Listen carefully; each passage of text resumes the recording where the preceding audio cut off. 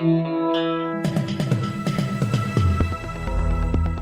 listening to the Betoota Advocate's weekly news wrap on Desert Rock FM 96.5. Welcome back to the Betoota Advocate News Bulletin, recording live from Baxter Boots studio. Today is Monday, the 4th of November.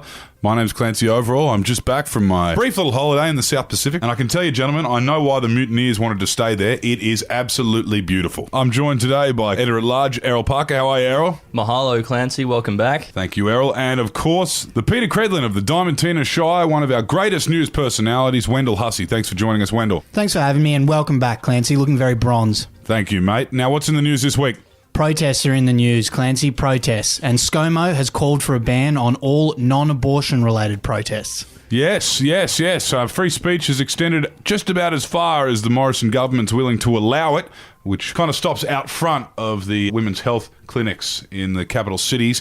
We've since learned the threat to mining in this country comes from a brand new breed of radical activism, the Prime Minister said. A brand of activism that should only be reserved for vulnerable young women trying to access healthcare. Yes, Clancy, it stinks to me. It sounds like the Prime Minister's been up to Thornley Maccas and he's taken a bit of money from the coal lobby. It's our role as journalists to investigate this further, and I think we just need to follow the money and get to the core of the issue. In other news from around the nation now, and MasterChef sensationally sponsor hopped from Coles to Woolies after underpayment allegations. That's right. Sticking to the long-running theme of having wage thieves as the face of their show, MasterChef have signed up Woolworths as their principal sponsor after revelations they ripped off nearly $300 million worth of wages. Well, they do have a track record of ripping off our primary producers in this country, and as many of our local dairy farmers have said, it's great to see them take this issue in-house. And they have been sounding out Sydney restaurateur Neil Perry as a judge for next season as well.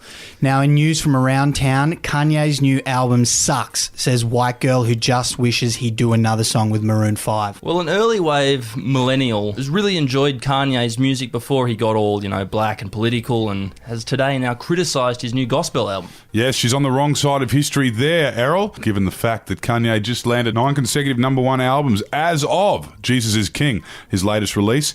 However, he has gotten on the wrong side of a certain demographic that used to love his music. Now, this woman who describes Selena Dunham as her spirit animal says she wishes he'd just go back to the good stuff he used to do, like when he did songs with Coldplay and Maroon 5. Interesting take. I've always been more of a 50 Cent man myself. But anyway, in some news from overseas now, and a piercing Australian accent off in the distance shatters local woman's trip overseas. Yes, Clancy, as I'm sure you could say, as you've just come back from overseas, there is nothing worse when you feel like you're a million miles away, far away from all of your worries, and then all of a sudden you hear the loud shriek, the dropped G's, the stressed vowels of an Australian accent coming from long in the distance.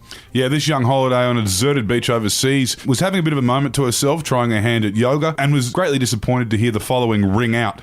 Mate, stop being such a sour cunt. The Roosters were the best on the field that day. You have to admit that. I think we can all admit that's a horrific thing to hear on an overseas holiday, and it makes you feel like you're back at home. Yes, especially when the Raiders were the best on the field that day and they were robbed by the big machine that is the NRL, and of course soon Nick Politis will be brought to justice and all will be right in the world.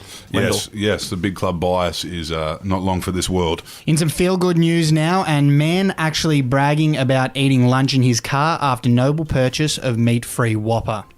Yes, a rapidly aging, middle-aged, mid-level marketing and sales rep for some generic company based in our town's Old City district was seen bragging about saving the planet after becoming a plant-based warrior and eating one of those new Rebel Whoppers from Hungry Jack's.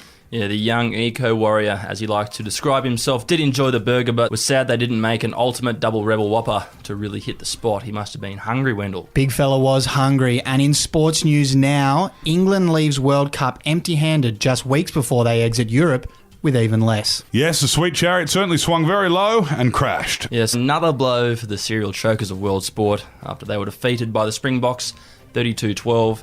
They're leaving Japan empty-handed once again. And of course, in a couple of weeks' time, or a couple of months' time, who really cares? They're going to leave Europe with nothing, and then Scotland's going to leave them with nothing. And hopefully, Wales grows a spine and they leave those white shirts alone. And the Cornish. There's plenty of nationalistic groups within England that could leave them. Hard borders are very difficult to navigate around when democracy has been ruined by Cambridge Analytica and Facebook. But one thing we have learnt from the Rugby World Cup is England do know how to successfully Brexit. Yes, yeah, the lesser of two evils got up on the weekend. Anyway, that's it for another week. Thanks again, as always, for joining us. Be sure to tune in again next week for your weekly dose of honest and hard-hitting regional news. Until then, I'm Wendell Hussey. I'm Clancy Overell. And I'm Errol Parker. Do not talk to the police without a lawyer present. They're out to get you. They're not your friend. And same could be said for the poker machines.